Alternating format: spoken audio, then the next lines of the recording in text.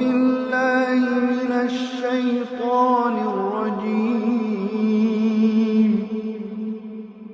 بسم الله الرحمن الرحيم لبيك يا رب الأمم. Prophet Muhammad said, "ما من أيام العمل الصالح فيها أحب إلى الله من هذه الأيام." He said that there are no days that doing righteous deeds in them are more beloved to Allah than these 10 days or these days. And he was speaking about Dhul Hijjah. And so this is a really great opportunity for us to really get into the spirit of worship. You know, Shaykh al-Islam Ibn Taymiyyah rahmatullahi alayh, he was once asked, what are the best 10 days? And he said, the 10 days of Dhul Hijjah. And then the questioner said, well, what about the last 10 nights of Ramadan?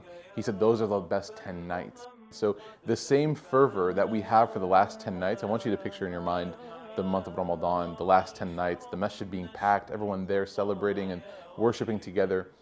Those last 10 nights, really working hard to get close to Allah, we should have that same energy as a community for the first 10 days of Dhul Hijjah, according to this understanding of Shaykh al-Islam Ibn Taymiyyah.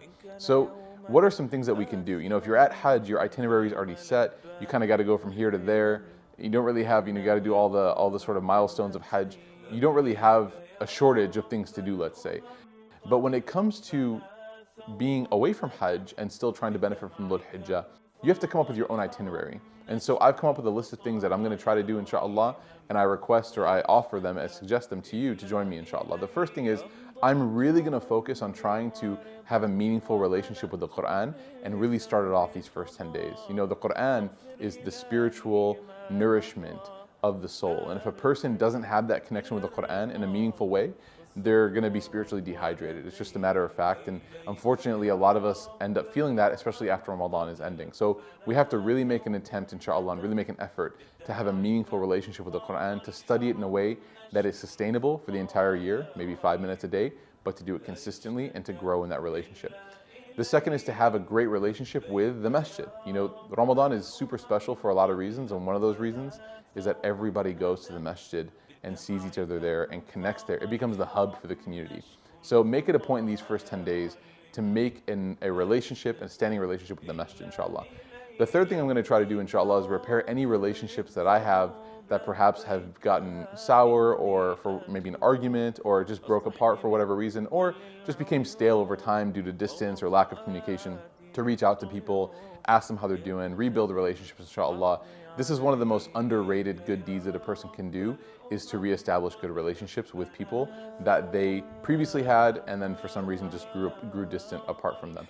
The fourth thing, inshallah, is to give sadaqah. You know, there's no shortage of opportunities to support, whether it's the refugees in Syria that are now migrating to other lands now, unfortunately, due to force, having to seek refuge in other places, whether it's Burma, whether it's Bangladesh, whether it's, you know, Central Africa, suffering from all these different sort of kinds of wars and struggles, you know, Somalia, for example. You can give and support, inshallah, or locally. You know, if you live somewhere where you can really contribute, inshallah, there's poverty everywhere and there's people in need everywhere, make sure that you contribute to help solve that issue, inshallah ta'ala, in these 10 days.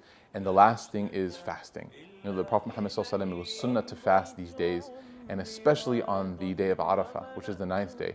The Prophet Muhammad sallallahu alaihi wasallam was asked about the blessing and the virtue of fasting on this day of Arafah, and he said, "Yukaffiru as-sana al-madiya wal-baqiya." He said that doing this deed will expiate an entire year from previous and forthcoming. So you'll get that benefit of being able to get your sins erased from the previous year and the forthcoming year. What an amazing benefit that is for fasting one single day. So maybe gather an iftar, gather some friends, and do that, inshallah, and fast together.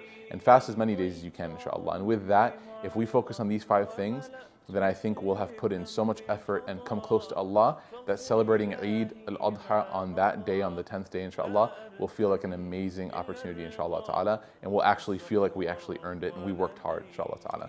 So with that, I say congratulations on making it to the month of Dhul Hijjah. Let's work hard, let's roll our sleeves up and get to work, inshallah, and I hope and pray that everyone has a great Dhul Hijjah.